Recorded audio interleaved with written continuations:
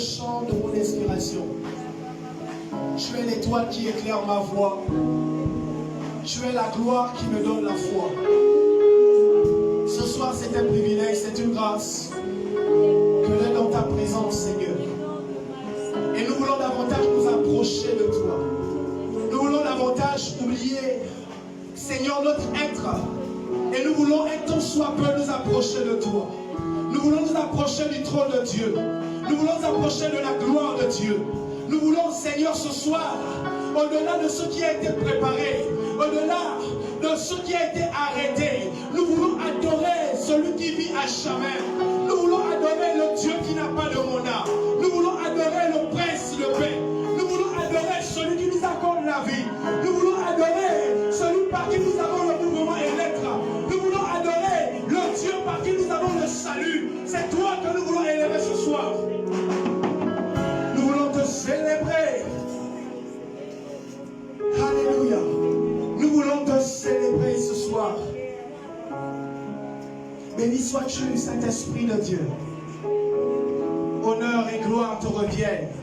Au nom de Jésus. Amen. Quelqu'un peut m'aider à acclamer le Seigneur ce soir? Est-ce que tu peux lui acclamer comme ça? Est-ce que tu peux lui acclamer comme ça?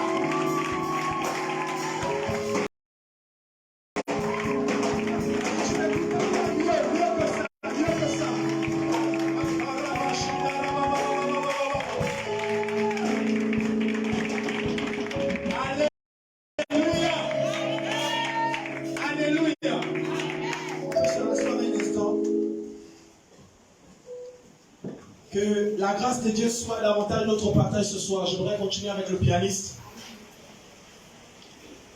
Alléluia. Amen. Pour toi qui as bravé la pluie, qui est là, vraiment que Dieu te bénisse. Amen. Amen. Et je te promets que tu seras challengé, tu seras boosté ce soir. Amen. Amen. Parce que le prince de paix est en ce lieu ce soir. Parce que l'Éternel, notre Dieu, est présent au milieu de nous ce soir. Alléluia. La Bible déclare que ce n'est pas une grande armée qui sauve le roi. Et ce soir, au nombre que nous sommes, nous voulons crier à l'Éternel. Et l'Éternel va faire des exploits au milieu de nous ce soir. Je pensais que tu allais dire Amen. Je pensais que tu allais acclamer le Seigneur. Je pensais que tu allais déclarer plus fort Amen. Alléluia. Alléluia. Avant que de commencer mon message, j'aimerais bénir le Seigneur pour l'homme de Dieu, le pasteur Émile, qui nous accorde la grâce de nous tenir en ce lieu et de pouvoir enseigner le peuple de Dieu, de pouvoir partager la parole de Dieu. Vraiment, c'est une grâce et j'ai envie de dire, c'est peut-être un risque, mais il nous fait tellement confiance. Il a confiance en la grâce de Dieu sur notre vie et voilà pourquoi nous sommes là ce soir. J'aimerais également bénir le Seigneur pour le peuple de Dieu qui a répondu présent à cet appel. Amen. Amen. C'est la preuve qu'il y a une soif dans votre cœur et l'Éternel va répondre à cette soif ce soir. Amen. Alléluia. Amen. Alors depuis 2 jours, nous avons été entretenus, nous avons été enseignés par 2 hommes de Dieu, une certaine densité dans l'esprit. Nous bénissons le Seigneur pour l'onction de Dieu sur leur vie. Amen. Amen. Et vraiment, nous avons été fortement bénis. Et ce soir, nous voulons poursuivre, mais en même temps, nous voulons conclure sur le thème de ce séminaire qui est les bienfaits d'une vie de prière. Dis à ton voisin les bienfaits d'une vie de prière. Alors tourne-toi vers un autre voisin et dis les bienfaits d'une vie de prière. Alléluia. Amen. Le frère André a commencé lundi avec un thème assez profond. Il nous a parlé de la prière sans relâche. Et nous avons compris qu'en fait, ce que Dieu attend de nous, n'est pas que nous puissions prier une seule fois pour un sujet, mais que nous soyons réguliers dans l'effort. Amen. Et ce que nous avons entendu, c'est qu'il y avait une femme dans cette ville qui était confrontée à une haute montagne. Et il a appelé cela la montagne de la ville. C'était un juge qui était censé rendre justice à la ville, mais qui refusait de faire justice à cette femme. Et cette femme a persévéré, elle a insisté, au point où ce juge a dit au plus profond de son être que à cause du fait qu'elle insiste et pour qu'elle ne me rompe pas la tête, je lui ferai justice. Et nous avons vu que cette femme a obtenu justice. Et nous avons retenu une chose, c'est que l'Éternel attend de nous que nous soyons persévérants, que nous soyons endurants dans la prière. Alléluia. Et hier, l'homme de Dieu nous a entretenu sur... lorsque je suis rentré à la maison, j'ai dit waouh, quel niveau de révélation. Il nous a entretenu sur écoutez ce que dit le juge unique. Il était question ici de nous encourager sur ce qui se passe lorsque nous prions. Parfois lorsque nous prions, nous avons l'impression que Dieu ne nous exauce pas, que les situations ne changent pas.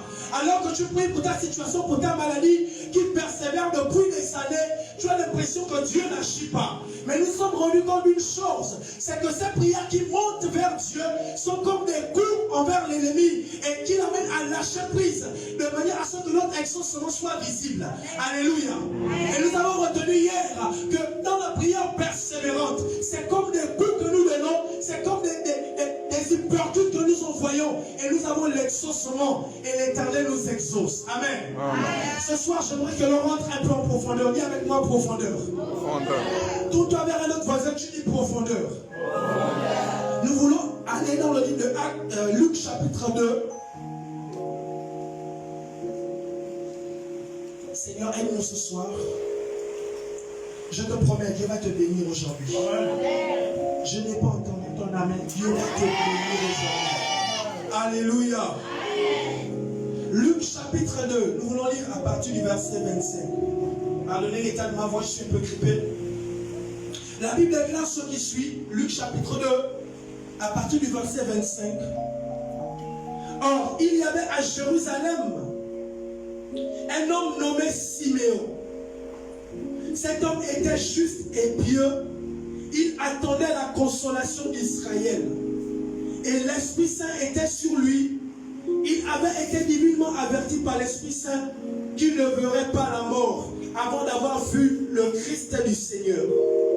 Il vint au temple poussé par l'Esprit. Et comme les parents apportaient l'enfant Jésus pour accomplir à son égard ce qui était en usage d'après la loi, il le prit dans ses bras, bénit Dieu et dit, maintenant maître, tu laisses ton esclave s'en aller en paix selon ta parole.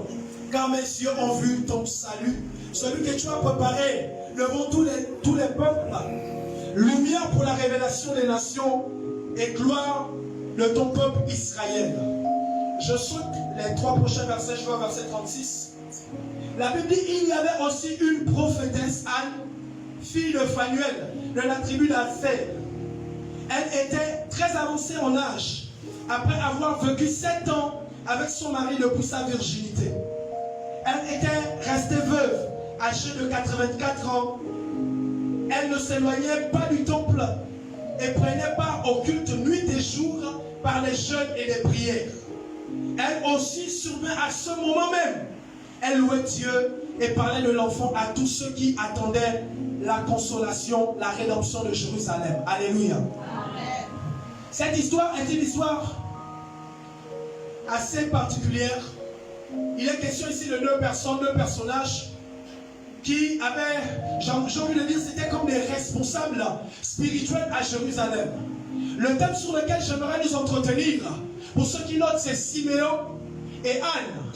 2 points. Le mystère de la piété. Siméon et Anne, 2 points. Le mystère de la piété. Alléluia. Répète avec moi, Siméon et Anne. Siméon et Anne. Le point, le mystère de la piété. Le mystère. Ici, il est question de la piété. Lorsque nous lisons cette histoire, nous sommes dans un contexte assez particulier où Israël est sous la captivité, du moins sous la domination romaine. Et pendant plus de 400 siècles, il ne se fait plus entendre la voix de Dieu au milieu du peuple d'Israël. Israël vit comme dans une forme de chaos. Israël vit comme dans une forme d'apostasie. Dieu ne se révèle plus à eux. Dieu ne parle plus. Mais lorsque nous lisons le texte de Luc, Luc nous présente 2 personnages, Siméon et Anne, qui habitaient Jérusalem. Et lorsque nous regardons Siméon, la Bible nous dit qu'il attendait la consolation d'Israël. En présentant Siméon, la Bible dit que Siméon était un homme juste, mais c'était également un homme pieux. Alléluia. C'était un homme juste, mais c'était également un homme pieux. Lorsqu'on parle de la piété, on parle du fait d'être en communion avec Dieu, d'être régulièrement dans la prière, d'être régulièrement dans la méditation. Israël, les sacrificateurs, avaient abandonné la loi de Dieu. Ils s'étaient détournés de Dieu et le peuple n'avait pression. Et la Bible déclare dans le livre d'Osée que parce que tu as rejeté la connaissance, je te rejetterai. Et Israël était comme rejeté de Dieu. Alléluia. Et dans ce contexte de chaos, il y avait un homme qui croyait qu'au-delà du fait que la voix de Dieu ne se fait pas entendre, il existe un Dieu dans le ciel qui est capable de changer la configuration spirituelle d'Israël. Amen. Alléluia. J'ai envie de prêcher, mais la qualité de ton amen me dérange. Alléluia. Pendant 400 siècles de silence, en fait, lorsque le peuple dit, lorsque Osée dit, mon peuple périt faute de connaissance, il n'est pas en train de parler au peuple, il est en train de s'adresser aux sacrificateurs qui avaient abandonné Dieu. Et là, l'Éternel dit, mon peuple périt faute de connaissance. Pourquoi? Parce que vous avez rejeté la connaissance. Vous avez rejeté la connaissance. Et à cause du fait que vous avez rejeté la connaissance, le peuple est rentré dans le trouble. Le peuple est rentré dans 400 années de sécheresse. Là où la foi de Dieu ne se faisait pas entendre. Mais ce qui m'impressionne dans cette histoire, alléluia. Ce qui m'impressionne dans cette histoire, c'est qu'au milieu du chaos, là où tout le monde avait oublié Dieu, il y avait quand même un homme appelé Siméon qui avait encore le cœur de Dieu. Amen. Alléluia. La Bible dit que Siméon attendait la consolation d'Israël. Siméon savait que sur la tête d'Israël, il y avait un Dieu qui l'avait sorti de l'Égypte et qui avait des projets pour lui. Amen. Alléluia. Tout le monde avait oublié Dieu. Pendant 400 siècles, 400 ans, du moins 4 siècles, la foi de Dieu ne se faisait pas entendre. J'ai envie de dire à quelqu'un ce soir, certainement nous sommes comme dans un chaos. Et la foi de Dieu a du mal à se faire entendre. Mais dans la Bible, lorsque je lis l'histoire de Siméon, la Bible dit qu'il attendait la consolation d'Israël. Il savait qu'il y avait une promesse attachée au peuple de Dieu, que l'Éternel devait rétablir son peuple. J'ai envie de dire à quelqu'un ce soir, au-delà de ce que tu vis, tu as l'impression que les choses sont comme une forme vide. Dieu ne parle pas sur ta vie. L'Éternel va parler sur ta vie ce soir. Amen. Est-ce que je peux commencer à prêcher? Yes. La Bible dit, l'Esprit de Dieu fait une promesse à Siméon. Il dit, Siméon, tu ne mourras pas sans avoir vu loin de l'Éternel. Oh, j'aime ce qui est écrit en Actes chapitre 13. En parlant de David, il est écrit, oh David, après avoir servi au dessein de Dieu, est mort. J'ai envie de te dire ce soir que tu ne mourras pas avant d'avoir accompli le dessein de Dieu pour toi. Amen. J'ai envie de dire à quelqu'un, tu ne mourras pas avant d'avoir vu la gloire de Dieu sur ta vie. Amen. Alléluia. Alléluia. Amen. Il y avait un homme pieux, du nom de Siméon. Papa Émile, 400 années de silence où le peuple n'a plus de directive de la part de Dieu. Lorsqu'on est coupé de Dieu, nous sommes dans la mort spirituelle. Et Siméon était l'acteur du réveil en Israël. À cette période de sécheresse, il n'y avait pas 10 personnes, il y avait un homme appelé Siméon. Même s'il n'y a pas 10 hommes, il y a toi ce soir. Même s'il n'y a pas 10 hommes, il y a toi ce soir. Amen. Et par toi, la gloire de Dieu va descendre. Amen. Alléluia. La Bible dit, poussé par l'Esprit, ce qui m'impressionne dans cette histoire, c'est que Dieu ne se révèle plus. Tout le monde est séparé de Dieu. Les prêtres vivent leur vie comme ils veulent. Le prophète Malachi explique la situation dans laquelle ils se trouvent. Mais au milieu de ce chaos, il y a un reste fidèle. Il y a un homme appelé Siméon, à qui l'Esprit de Dieu va divinement avertir de l'arrivée du Messie. En fait, nous sommes dans une situation où même l'écoute de la voix de Dieu est devenue difficile. Mais il y a un homme qui se tient dans le secret. Il y a un homme qui se tient dans la présence de Dieu. Et à cette catégorie de personnes, Dieu réserve un discernement aiguisé.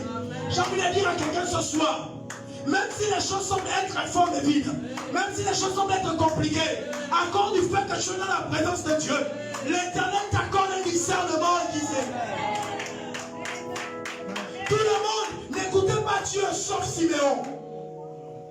le monde avait oublié les voies de Dieu, sauf Siméon. Siméon avait à cœur le cœur de Dieu. Siméon avait à cœur la consolation d'Israël. J'ai envie de dire à quelqu'un, la Bible dit, j'ai pour vous des projets de paix et non de malheur. Et lorsque tu sais que l'Éternel a pour toi des projets de paix et non de malheur, tu ne t'amuses pas avec ta vie. J'ai aimé ce que Pasteur a dit hier. Lorsqu'un homme n'est plus dans la prière, toute sa vie devient constante. Lorsqu'un homme n'est plus dans la prière, toute sa vie devient forme et vide. Mais j'aime Siméon. Au-delà de ce chaos, au-delà du fait que la foi de Dieu ne s'entend plus, Siméon peut quand même rester dans la présence de Dieu. Amen. J'ai envie de dire à un homme ce soir, au-delà de ce que tout semble être difficile et fermé, accepte de rester dans cette présence. Amen. Accepte de rester dans cette présence. Amen. Accepte de vivre cette vie de piété. Alléluia. Amen. J'aimerais avancer. Dis avec moi, avance. Avance. Je ne suis qu'à l'introduction de mon message, je vais décoller. My God. Alléluia. Regardez ce qui est dit au verset 36. La Bible dit, il y avait aussi, dis avec moi aussi. Aussi. Je ne t'entends pas. Il y avait aussi. Aussi. L'histoire. En fait, quand je regarde l'histoire, je me pose la question de savoir pourquoi est-ce qu'on présente Siméon alors qu'il vient présenter l'enfant au temple Jésus. Mais l'on ne cite pas les autres sacrificateurs. On ne cite pas le responsable de la synagogue. On parle de Siméon, un homme pieux. Et on dit, il y avait aussi. Avance. Ah, Seigneur. Avance. Aide-moi à prêcher ce soir. Prêche. Il y Prêche. avait aussi une femme appelée Anne. My God. Homme de Dieu, ce qui me choque dans l'histoire, c'est que la Bible ne réserve que 3 versets pour parler de Anne. Mais lorsque nous méditons sur l'histoire, nous allons nous rendre compte d'une chose, c'est que Anne est à la base du bouleversement d'Israël. My God. Alléluia. Écoutez ce que la Bible dit. Il y avait aussi une prophétesse Anne, fille de Phanuel de la tribu d'Aser. Il y avait aussi une femme, prophétesse appelée Anne. Elle était fille de Phanuel de la tribu d'Aser. Je me suis amusé de savoir ce que Jacob avait prophétisé sur la tribu d'Aser. Et je me suis rendu compte d'une chose. Jacob n'avait rien dit de particulier à la tribu d'Aser. Mais lorsqu'il s'agit du rétablissement d'Israël, la Bible présente une femme appelée Anne. Et on dit qu'elle était de la tribu d'Aser. Mais ce qui m'intéresse, c'est le nom de son père. On dit qu'elle était fille de Phanuel. Dis avec moi Phanuel. Phanuel. Et je me suis amusé à savoir, à chercher dans la Bible, mais qui était Phanuel? Je vais me rendre compte d'une chose dangereuse. Dis avec moi dangereuse. Dangereuse. En fait, Phanuel n'est pas le nom d'un homme. Mais Phanuel est une translittération de Péniel. Péniel qui va dire la face de Dieu. En fait, c'est le lieu où Jacob avait rencontré Dieu et qui avait brisé sa hanche.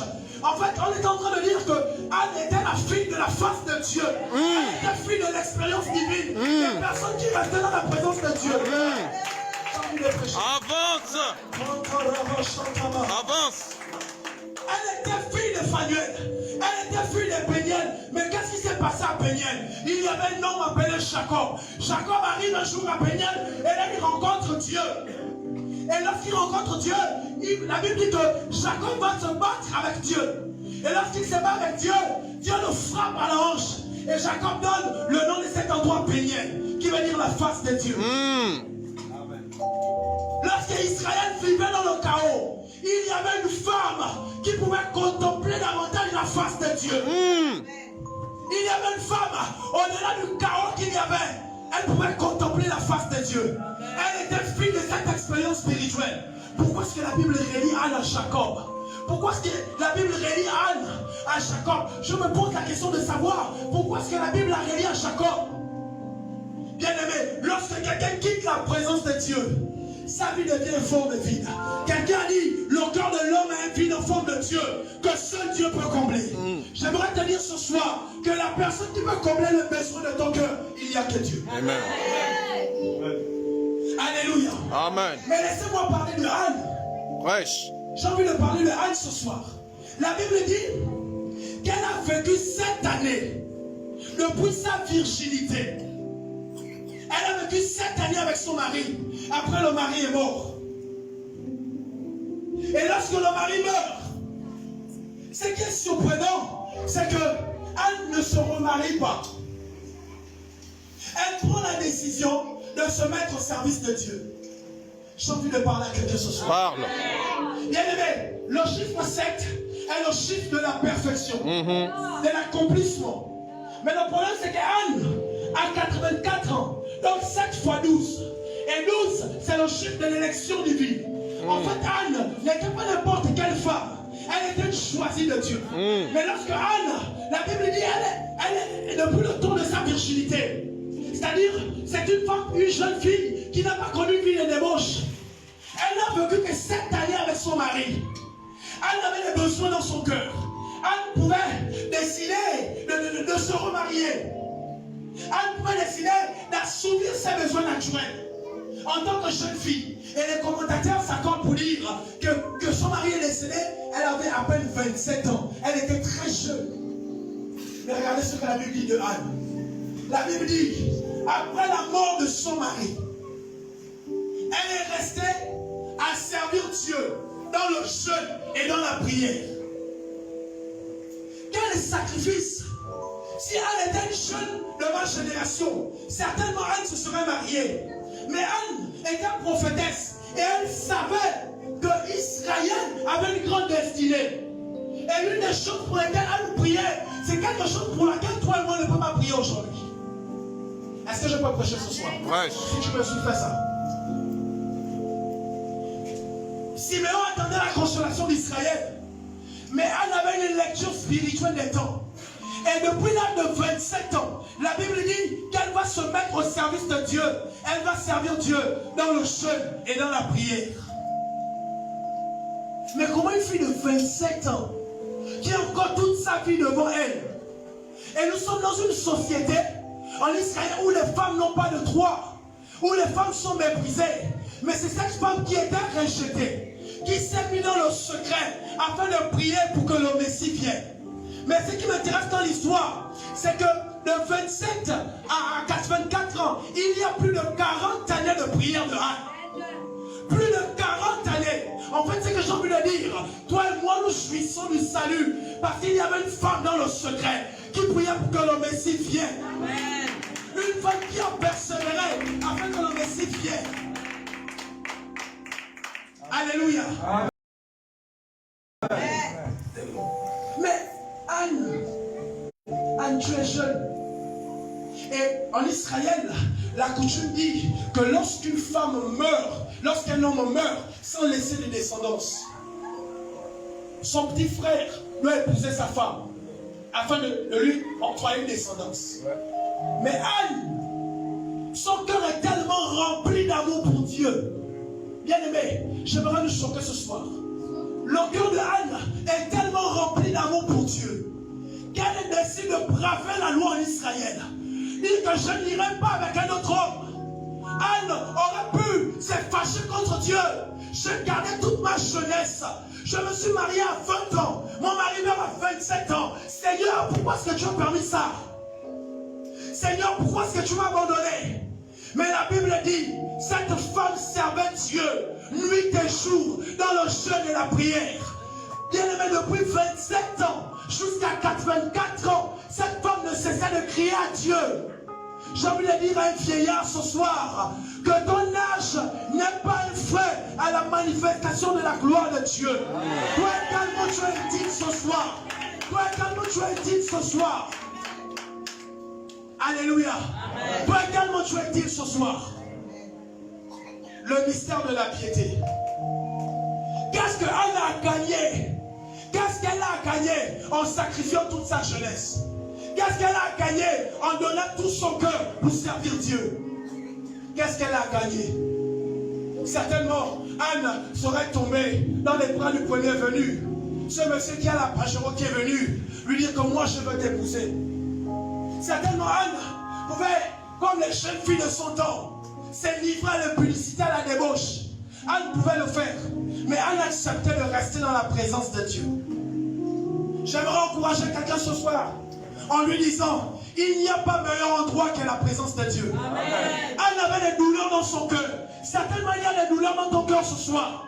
Tu as certainement des frustrations parce que tu as perdu un tel, tu as perdu qui t'a laissé tomber. Mais il n'y a pas meilleur endroit où amener ses soucis que la présence de Dieu.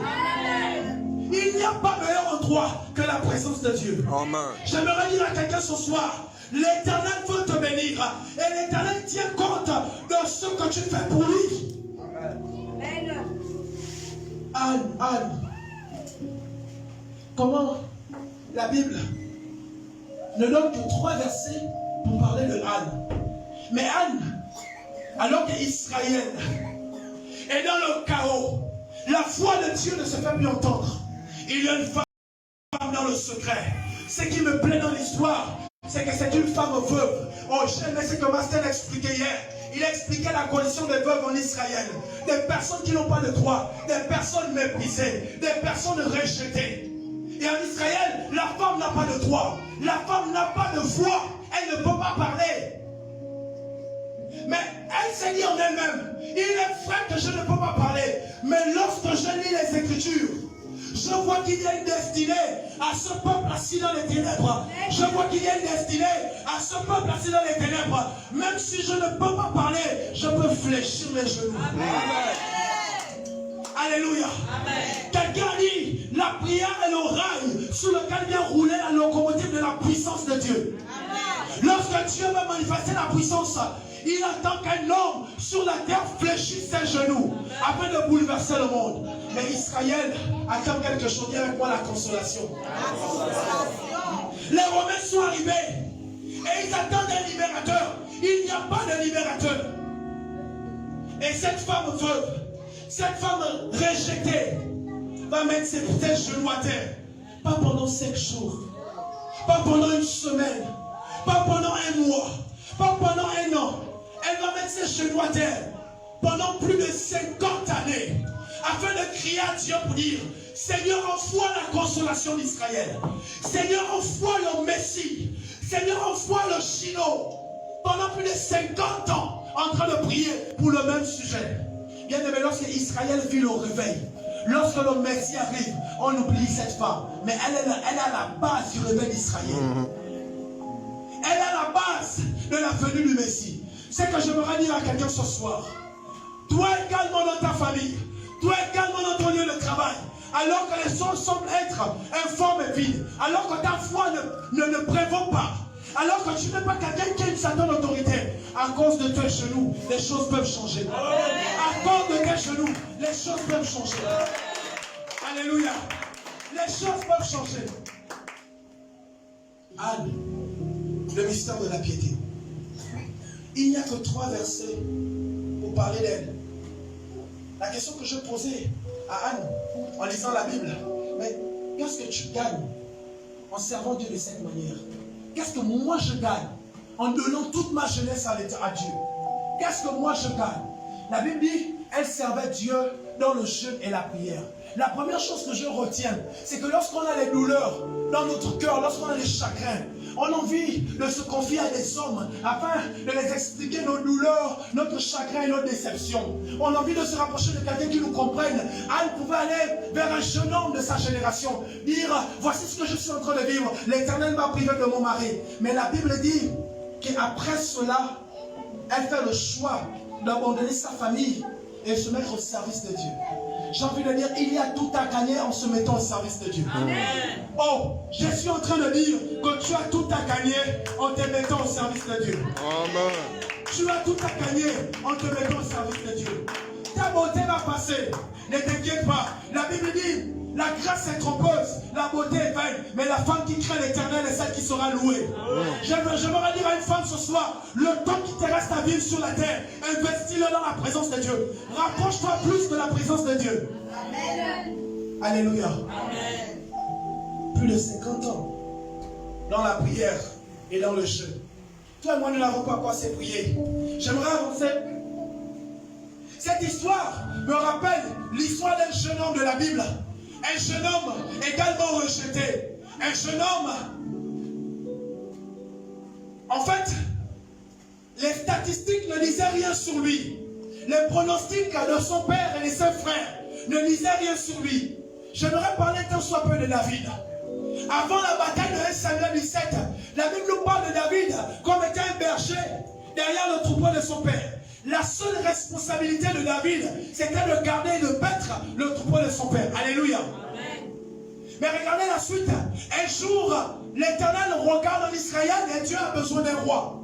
Et là, il envoie le prophète vers la maison de Jessé. Et il dit en fait que l'Éternel m'envoie pour être un roi dans ta maison. Et lorsqu'il présente tous ses fils, il a la certitude au plus profond de lui que c'est l'un des plus costauds, des plus vaillants. Voici le choix de l'Éternel selon lui. Et lorsque les gars se tiennent devant le prophète, il regarde et il se dit, n'y a-t-il plus, il n'y a plus un autre fils parmi tes enfants? Regardez ce qu'il dit, lui, il reste encore un. Mais lui, il est derrière là-bas, en train de paître les troupeaux. Et en Israël, les bergers étaient des personnes méprisées. En fait, lorsqu'il présente David, il présente David comme quelqu'un de méprisé. En fait, c'est lui, c'est le dernier. Mais son boulot, c'est de paître les troupeaux derrière la maison. C'est quelqu'un de sans valeur. Et j'imagine quand il appelle David, il crie, David! Quelqu'un répond, papa? Vous allez me l'approcher. David! Viens. Et là, David arrive vers son père. Il dit, prends cette effa de farine, prends ces quelques pains, tu iras vers tes frères au camp de bataille. Tu les apporteras cela et tu poseras la question de savoir s'ils se portent bien. Mais ce qui m'intéresse, c'est la suite. Il dit à David, tu m'apporteras un gage. Dis avec moi, tu m'apporteras un gage. Tu m'apporteras un gage. Dis fort, tu m'apporteras un gage. Tu m'apporteras un gage. Il envoie David. Mais c'est que Isaïe oublie. C'est que l'onction de Dieu est déjà sur la tête de David. Il envoie David. Mais il ne sait pas qu'il est en train d'envoyer David au lieu de son élévation. J'aimerais dire à quelqu'un que toutes les personnes qui te méprisent à cause de ta relation avec Dieu, ils tomberont au lieu de ton élévation. La Bible présente David comme étant quelqu'un qui avait une relation avec Dieu. C'est pas ce qui m'intéresse. Il y a moi. Avance. David arrive sur le terrain. On est face à la bataille de 1 Samuel 17. Tous les guerriers d'Israël sont là. Tous les fils d'Isaïe sont là. Certainement avant de partir, ils ont prié. Mais il y a un homme différent qui arrive sur la scène. Aux yeux des hommes, les pronostics, on ne le voit même pas. C'est un cheval non partant. Et la différence entre les guerriers qui étaient là, c'est que c'était les guerriers d'une force physique. Mais il y avait un guerrier spirituel sur le terrain. C'était David. C'était quelqu'un de pieux. Quelqu'un qui avait une relation avec Dieu. Et lorsque David arrive, alors que tous sont terrassés par le discours de Goliath, David est dans le secret. Il était dans le secret pendant des années. David se souvient du jour où l'ours arrivait devant lui. Il s'est certainement mis à prier en l'encantant la barrière. L'Éternel me délivrera de la main de cet ours. David se souvient du jour où le lion arrivait. Le lion est tellement féroce. Mais David, il appartient au lion de la tribu de Juda. Et là, David est en train de prier en langue. David est en train de robotariser. Et là, il va terrasser le lion. Lorsqu'il arrive devant Goliath, il dit au chant lui-même, je vais donner ta tête en pâturage aux oiseaux du ciel. Lorsque David arrive, la bataille n'est pas d'abord quelque chose de physique. La bataille est d'abord quelque chose de spirituel. David est un homme connu de Dieu dans le secret. Lorsqu'il arrive, il y a Goliath au chant lui-même. Dis avec moi au chant lui-même. Au chant lui-même. Je ne t'entends pas dire au chant lui-même. Au chant lui-même. Je donnerai ta tête en pâture aux oiseaux du ciel. Mais regardez la scène. J'ai fait un peu de physique à l'université. En réalité, lorsque l'on lance à quelqu'un un caillou, selon la formule de l'énergie cinétique, il est obligé de tomber à la renverse. Mais là, la Bible nous présente Goliath comme étant un homme qui tombe face contre terre. La Bible dit, il est tombé face contre terre. Il ne priait pas, mais il adorait le Dieu qui l'insultait. Tes ennemis vont adorer le Dieu que tu insultes. Au nom de Jésus. La différence, c'est ta vie de prière. La différence, c'est ta relation avec Dieu. Ta relation avec Dieu amène les ennemis à mettre le front contre terre. N'oubliez pas, je vous ai dit que le père de David a dit quelque chose à David. Il a dit quoi? Rappelez-moi, il a dit quoi? Il dit, tu m'apporteras un gage. David sort l'épée. Il coupe la tête de Goliath, il prend ceux qui mettaient l'opprobre sur Israël. Il brandit la tête de Goliath. Il soulève la tête de Goliath. Et lorsque David retourne vers son père, j'imagine la scène. La Bible ne parle pas de ça, mais j'imagine. Mais son père a dit, tu m'apporteras un gage. Pour me prouver qu'il se porte bien. Que l'Éternel te donne de ôter ce qui attache l'opprobre à ta famille. Ce qui attache l'opprobre à ta vie. Que l'Éternel te donne d'abattre cela et de porter un gage. David retourne vers son père avec la tête de Goliath. Il dit, Père, voici ce qui terrassait toute la nation. Je t'apporte ce gage. Alléluia. Je t'apporte ce gage. J'ai envie de dire à quelqu'un, alors que tu acceptes de payer le prix dans la prière, alors que comme Anne, tu décides de te consacrer à la prière, l'Éternel te donne de ôter ce qui met l'opprobre sur ta vie. Alléluia. Isaïe, regarde David. Il s'est dit, c'est quelqu'un de sans importance. C'est quelqu'un dont l'avenir, tout son avenir, se résume à paître le troupeau. En fait, la destinée de David, c'était un homme qui n'avait pas une grande destinée en Israël. Alors que les hommes ne te voient pas, alors que les gens se disent que ta vie est finie à cause des erreurs que tu as pu commettre, mais toutes les fois où tes genoux se mettent à terre devant Dieu, Dieu décide de changer la configuration spirituelle de ta vie. À cause du fait, certainement, on t'a rejeté parce que tu es tombé dans un péché, ou encore que tu as eu un enfant, ou que, enfin, je sais, que sais-je. En tout cas, il y a eu une parenthèse malheureuse dans ta vie. Mais il n'y a pas meilleur endroit que la présence de Dieu.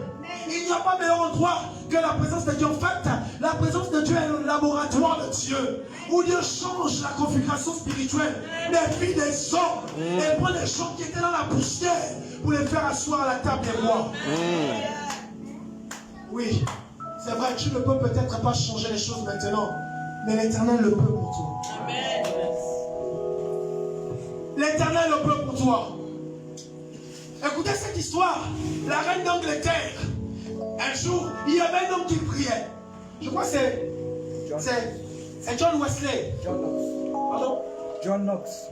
Oui, John Knox, voilà. C'est le père du rebelle en Écosse.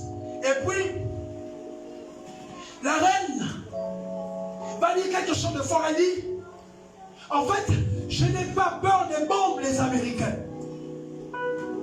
mais j'ai peur des prières de John Knox. Je n'ai pas peur des bombes des Américains, mais j'ai peur des prières de John Knox. Bien-aimé, les bombes peuvent seulement tuer le corps. Amen. Mais la prière peut faire au-delà de ça. Elle peut tuer, elle peut redonner la vie. En fait, elle s'est dit, on peut bombarder le pays, mais je ne veux pas avoir affaire à cet homme de Dieu. Amen. Non. Après ce programme, on n'aura plus affaire à toi. Accorde la qualité de ta vie de prière. Accorde ta relation avec Dieu. Alléluia. Il y a ton voisin, augmente ta vie de prière.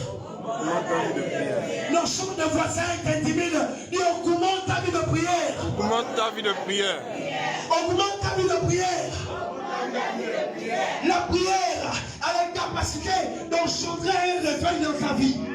Là où les choses semblaient être sombres depuis des années. Là où les choses ne changeaient pas depuis des années. Les mêmes maladies, les mêmes oppressions. La prière a la capacité de changer les choses. Amen. Dis avec moi, le diable c'est un menteur. Alléluia. Amen. On va prêcher comme ça. La bonne nouvelle, c'est que Jésus a payé le prix à la croix pour toi et moi. Amen. On n'a plus le droit de vivre dans la servitude de la maladie. Amen. On n'a plus le droit de vivre dans l'oppression. Parce que Jésus a payé pour toi et moi. Amen. Et notre relation avec Dieu nous donne de rester devant la face de Dieu. Mais ce que j'aime, la Bible dit, nous tous qui le visage découvert, contemplons comme dans un miroir la gloire de Dieu. Nous sommes transformés à la même image.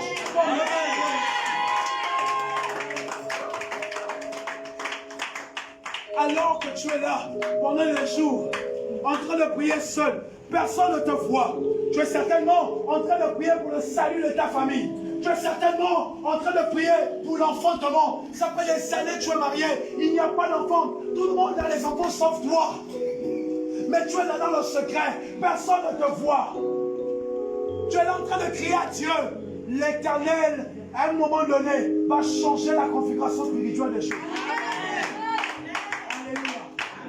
Je vais dire à quelqu'un ce soir que ta vie de prière est plus importante que toutes les autres relations que tu peux avoir. Non, quand joue avec tout, quand ne joue pas ta relation avec Dieu.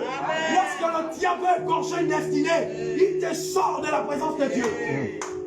Il te sort de la présence de Dieu. Lorsque le diable veut nuire à ta vie, il te sort de la présence de Dieu. Écoutez, il y a une image dans le livre de Genèse de Caïn et Abel. En fait, cette histoire, c'est une histoire de celui qui est dans la bergerie, la présence de Dieu, et un qui cultive dans les champs. Les champs est une image du monde. Lorsque Caïn veut tuer Abel, la première chose qu'il fait, il sort Abel de la bergerie. Il l'amène dans son territoire qui est le champ, dans le monde. Et là, il peut tuer Abel. J'ai envie de dire, aussi longtemps que tu restes dans la maison de Dieu, dans la présence de Dieu, le diable ne pourra pas égorger ta destinée. Le diable ne pourra pas égorger ta destinée. Parce que l'Éternel combattra pour toi. Alléluia. Alléluia. J'ai envie de dire à quelqu'un, il y a de l'espérance pour tous ceux qui vivent. Il y a de l'espérance pour tous ceux qui vivent. Si tu es là ce soir, il y a de l'espérance pour toi. Il y a des promesses attachées à ta vie. J'aimerais avancer. Lorsqu'on parle de la prière, l'un des bienfaits de la prière, c'est que la prière amène en manifestation les promesses de Dieu.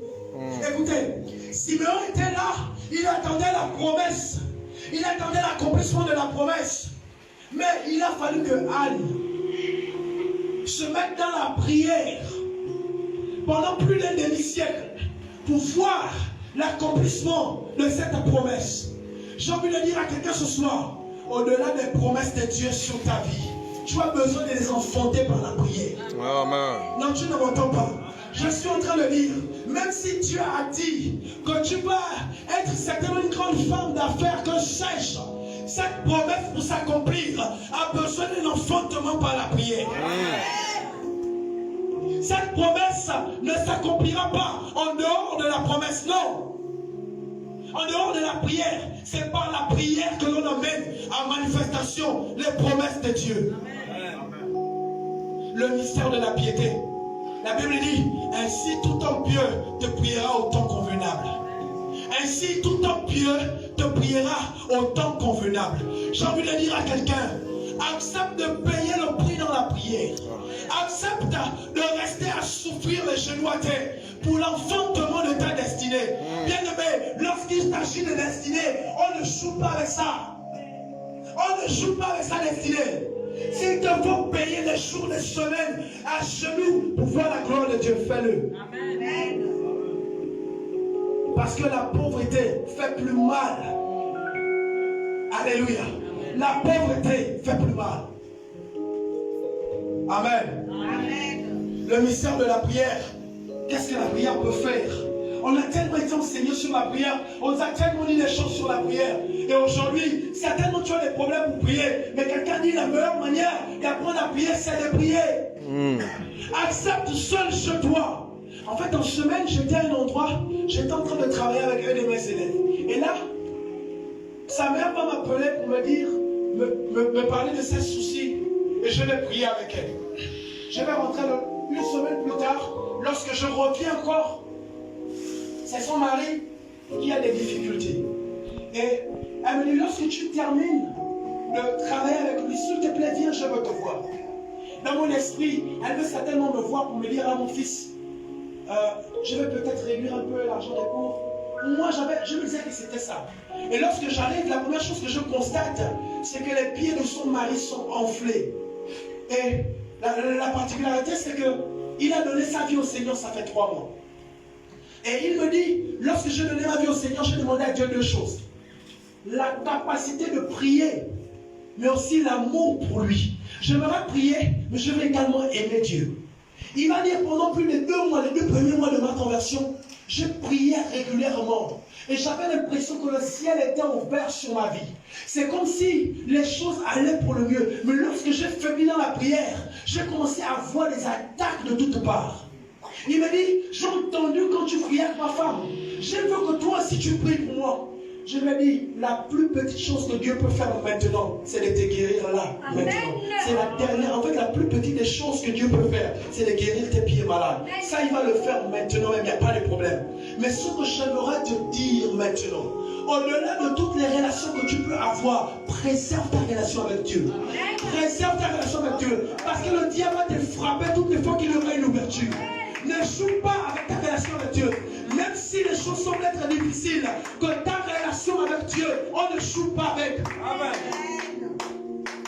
Ça peut en témoigner.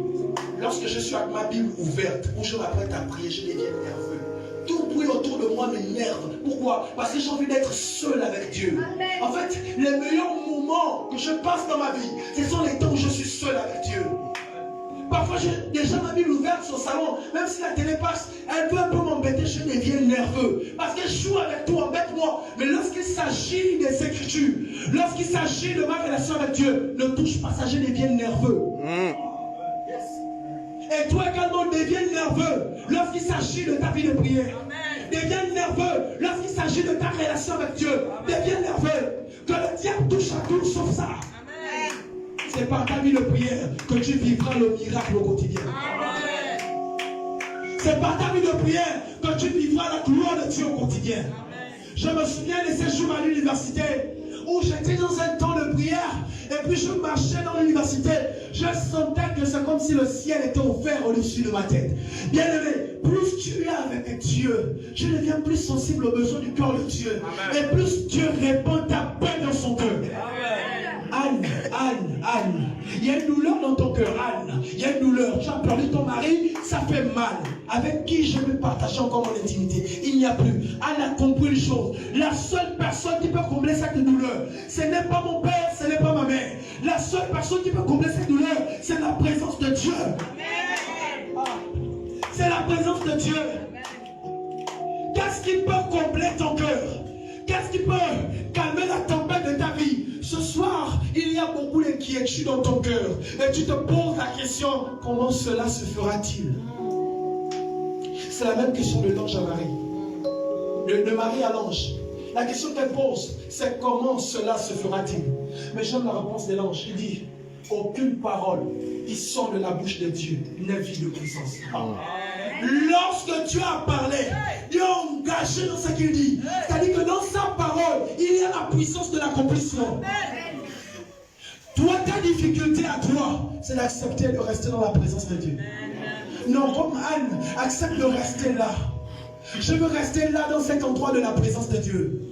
Mon frère, quand on lève le travail, quand on lève tout, il n'y a pas meilleur endroit que la présence de Dieu. Là où tout le monde crie panique, toi tu es dans l'assurance. Pourquoi? Parce que la paix de Dieu est dans ton cœur. Lorsqu'on s'apprête à licencier des gens, tu es dans le calme et la tranquillité. Parce que Dieu répond sa paix dans ton cœur. J'aimerais vous faire un petit témoignage. Un jour, on m'appelle une entreprise pour me dire, viens, tu vas passer l'entretien. Lorsque je passe cet entretien, j'ai l'impression que Dieu a tout disposé pour moi. En fait, j'arrive, il interroge tout le monde, il s'arrête sur moi, il dit, toi, la particularité, je ne sais pas, mais toi, tu vas rester dans cette entreprise. Il faut que tu restes ici. J'ai besoin des remplaçants. Et de tous ceux qui sont venus, tu as le profil qu'il faut. Lorsque je rentre chez moi, je marche du nouveau pour aller au bas. Tout content dans mon cœur, j'ai béni le Seigneur. Et je dis à Dieu, Seigneur, je n'étais pas demandé ça. Moi-même, je ne suis même pas allé déposer un dossier là-bas. Je ne croyais même pas où ça se situe. Tu m'as emmené là-bas toi-même et je commençais à bénir Dieu. Écoutez, parfois Dieu permet, il y a ce qu'on appelle le Dieu des détours. Parfois Dieu permet des détours. Vous voyez, lorsqu'il emmène Israël de l'Égypte pour Canaan, il les fait passer par un détour. Dis avec moi détour. Et là, dans l'entreprise, je fais 1 mois, 2 mois, 3 mois. Mais je continue à prier Dieu. Je dis à Dieu, Seigneur, merci pour ce travail que tu m'as donné. Je te rends grâce. Je sais que le ciel est ouvert sur ma vie. Merci, tu m'as béni, je suis content. Mais je sens dans mon esprit qu'il y a un danger à l'horizon. Seulement dans mon cœur, je ne sais pas de quoi il s'agit. Je suis inquiet. Je me demande, mais qu'est-ce qui se passe dans ma... Pourquoi je suis inquiet? Au travail, j'ai la faveur de tout le monde. Lorsque j'arrive au portail, même l'officier me dit, toi, tu es le prochain ici. Tu es le prochain chef. Elle me dit ça ouvertement devant tout le monde. Je suis heureux, je bénis le Seigneur. Un mois avant la fin du stage, où on doit rentrer, où on signe les contrats CDD. J'arrive dans le bureau de mon chef parce que j'avais l'impression d'être son préféré. Mais avant ça, j'ai commencé à rencontrer des changements dans son visage. Un jour, je suis dans une salle. Je suis allongé, je suis en train de prier. D'abord, le jour de l'entretien, quand il me regarde, il me dit, toi, tu es pasteur. Tu pries trop. Je dis, mais monsieur Lebon, on est où? J'avais analysé cette histoire. Un jour, je sors du bureau. On était pendant la pause. Et j'ai prié, mais je n'ai pas prié à voix haute. Je priais dans mon cœur. Et lorsque je sors, j'ai dit, bonjour, il me regarde. Il me dit, toi, tu pries encore. J'ai dit, d'accord. Ça veut dire que eux, ceux qui sont dans le monde spirituel, ils ont la capacité de discerner sur leur visage.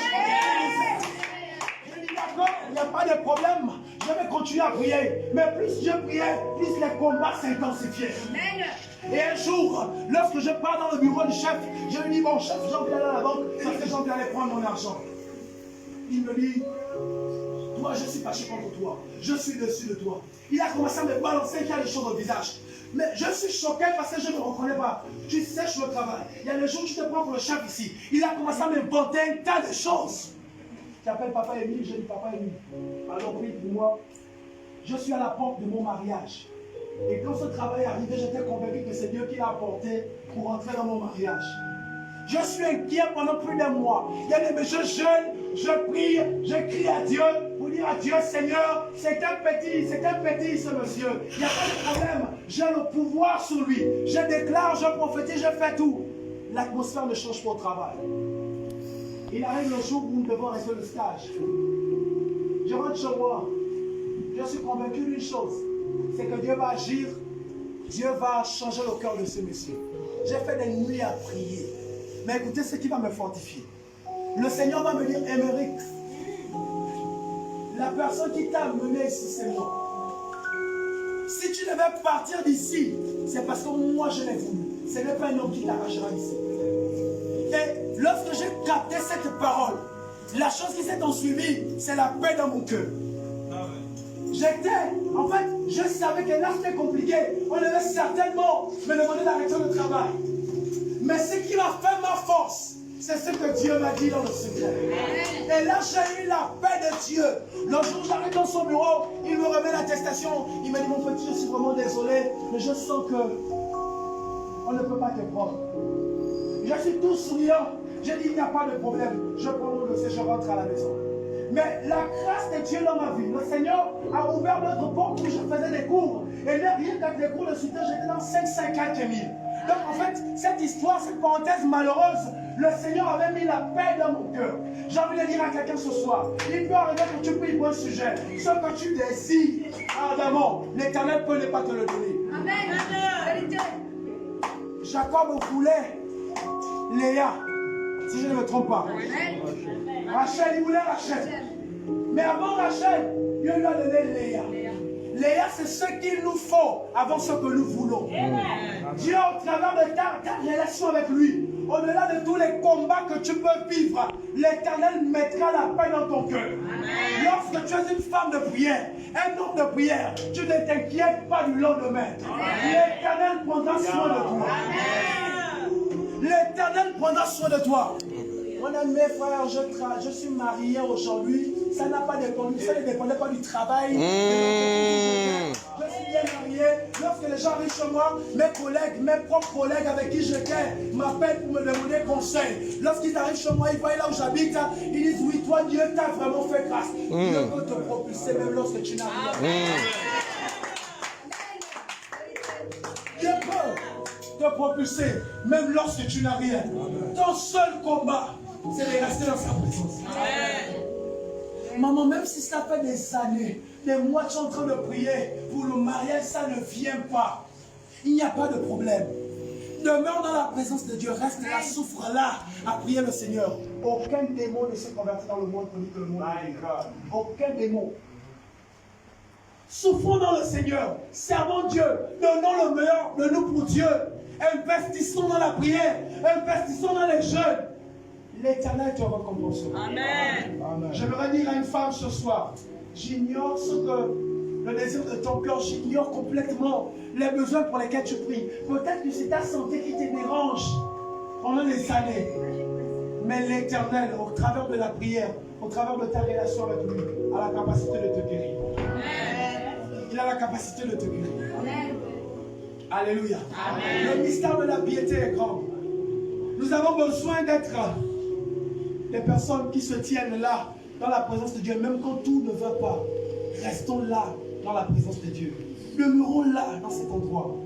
David a dit, celui qui trouve en toi un appui, trouve dans son cœur des chemins tout tracés. Tu ne m'entends pas. Celui qui trouve en toi un appui, trouve dans son cœur des chemins tout tracés. Amen.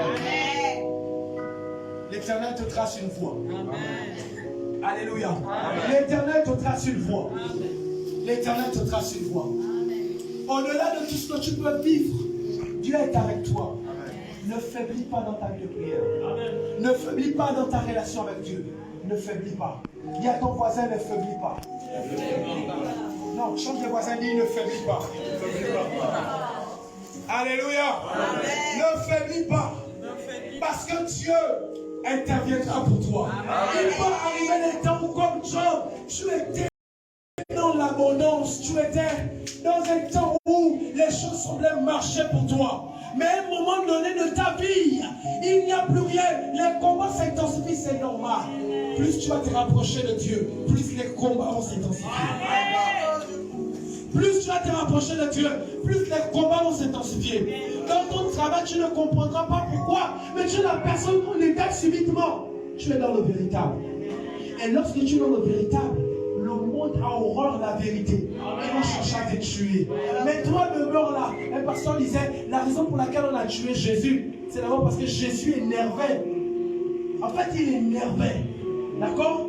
Là où il y avait la justice, lui il amène la justice. Là où on veut faire notre désordre, notre loi spirituelle, lui il dit non, les choses ne vont pas se passer comme ça. Et il vient dire, il vient rétablir les standards. Et à cause de ça, on l'a tué. Soit celui qui énerve. Non, soit celui qui énerve. Même si tout le monde ne croit pas, soit celle qui énerve autour d'elle. Parce que tu as accepté le marché avec le Seigneur. Parce que tu as accepté de payer le prix dans ta relation avec Dieu. Demeure dans cette présence. Amen. Et le Seigneur t'élèvera autant qu'on lui. Alléluia. Amen. Tu as tout à gagner en demeurant attaché à Dieu. Amen. Tu as tout à gagner en demeurant attaché à Dieu. Mon frère, lorsque tu as donné ta vie au Seigneur, veille sur ça. Reste là dans le Seigneur. Amen. Que personne ne te détourne de Dieu. Amen. Que personne ne t'éloigne un tant soit peu de sa présence. Reste là. L'Éternel va te bénir à cet endroit. Amen. Même si tu vas travailler comme Jacob pendant des années, l'Éternel te bénira. Amen. J'aimerais parler à l'église Centre-Ville 2. La vision du pasteur est tellement grande. Et il ne peut pas l'accomplir seul. Il a besoin des ânes dans l'église. Le pasteur n'a pas besoin de beaucoup d'Amérique. Il n'a pas besoin de beaucoup de masters. Il n'a pas besoin de beaucoup de trains. Il a besoin des personnes qui payent le vrai prix dans le secret. Les personnes qu'on ne voit même pas, qui sont inconnues du peuple. Mais ce sont eux qui sont à l'origine du réveil dans l'église. Elle était inconnue du peuple. Il n'y a que 3 versets dans la Bible pour parler d'elle. Mais c'est elle qui a prié pour que le Messie vienne. C'est elle qui a passé plus de 50 ans, 60 ans à prier pour que le Messie vienne. Le pasteur a besoin de toi, maman. Même si le mari ne veut pas venir pendant des années, ne dis pas que ma vie ne sert plus à rien. Je suis avancé en âge. Mais comme Anne, tu peux mettre ta vie au service du Seigneur. Tu peux la mettre au service du Seigneur. Et lorsque tu mets ta vie au service du Seigneur, la Bible dit pas de l'Éternel tes délices et te donnera ce que ton cœur désire. La raison pour laquelle tu n'as pas ce que ton cœur désire, l'Éternel ne peut-être pas les délices de ton cœur. Alléluia. Amen. Fais de l'Éternel tes délices et il te donnera ce que ton cœur désire. Qu'est-ce que ton cœur veut? Qu'est-ce que tu veux ce soir? Quelqu'un veut la guérison. J'ai envie de te dire, c'est pendant que tu seras en train d'essuyer les chaises. C'est pendant que tu seras en train de balayer l'église que la grâce de Dieu va tomber sur toi. Amen. J'ai envie de dire à quelqu'un, c'est pendant que tu seras certainement, sans que personne ne le sache, en train de mettre les unités de l'église, que la gloire de Dieu va tomber sur toi. Que Dieu va changer ta vie. Que Dieu va changer ta condition. C'est certainement cette période-là que Dieu va changer les choses dans ta vie. Comme Anne demeure dans le secret, dans l'anonymat. Le problème, c'est qu'on veut être tous vus. On veut tous paraître. Ne cherche pas à paraître. Sois dans la véritable version de ce que tu es. Sois la bonne version de ce que tu es. Amen. Je suis en train de lire. Sois la bonne version de ce que tu es. Amen. Et la grâce de Dieu viendra vers toi. Amen. Est-ce qu'on peut se lever un instant? Je demande au chant de monter un instant. Je vous ai parlé de 2 personnes. J'aimerais que tu retiennes au moins une chose. C'est que, au-delà de ce que tu peux vivre, au-delà de la douleur que tu ressens dans ton cœur, au-delà des frustrations que tu as, la présence de Dieu est le meilleur endroit où tu dois être. Amen. La présence de Dieu, c'est le meilleur endroit où tu dois être. Et ce soir, l'Éternel veut te ramener dans sa présence. Ce soir, l'Éternel veut te ramener dans sa présence. Alléluia. Amen. Commence à élever ta voix à bénir le Seigneur pour ce moment. Élève ta voix, je ne t'entends pas.